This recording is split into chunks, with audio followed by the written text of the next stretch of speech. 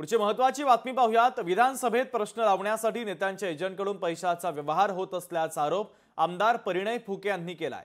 मात्र विरोधी पक्षातील आमदार आणि त्यांचे 7 ते 8 जवळचे कार्यकर्ते सहभागी असल्याचा आरोप परिणय फुके यांनी केलेला आहे।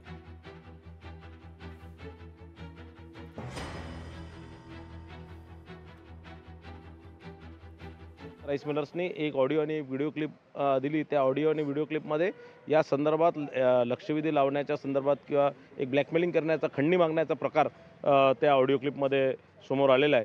आणि त्या ऑडिओ क्लिपचं पूर्ण ज्यावेळेस मी बघितलं त्यात मोठ्या प्रमाणात पैसे मागण्याची घटनाही त्यात आलेली आहे, त्या रेकॉर्ड झालेली आहे। आणि मी ही सगळी बाब त्यावेळेस सभागृहामध्ये फडणवीस साहेब बसून होते, त्यांना मी सांगितली।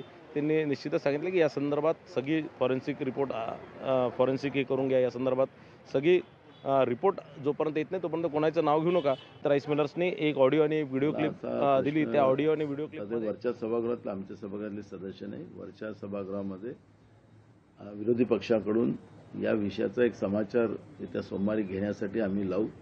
त्यामुळे मला त्यांच्यावर आज प्रतिक्रिया देण्याचं काही कारण नाही। पण इन जनरल लक्षवेधी किंवा प्रश्न उपस्थित करण्यासाठी पैशाची त्यांच्या सभागृहात काय होतं त्याची आम्हाला माहिती नाही। इन जनरल म्हणते मी विधानसभा मी तुम्हाला सांगत आहे की खालच्या सभागृहात असं होत नाही, तर वरच्या सभागृहात काही होत असेल तर विरोधी पक्षाच्या वतीनं सत्ता पक्षाच्या या आमदाराचा योग्य समाचार घेण्याची व्यवस्था आम्ही सोमवारी करू। लोकशाही मराठी ऐका, पहा, जागरूक रहा।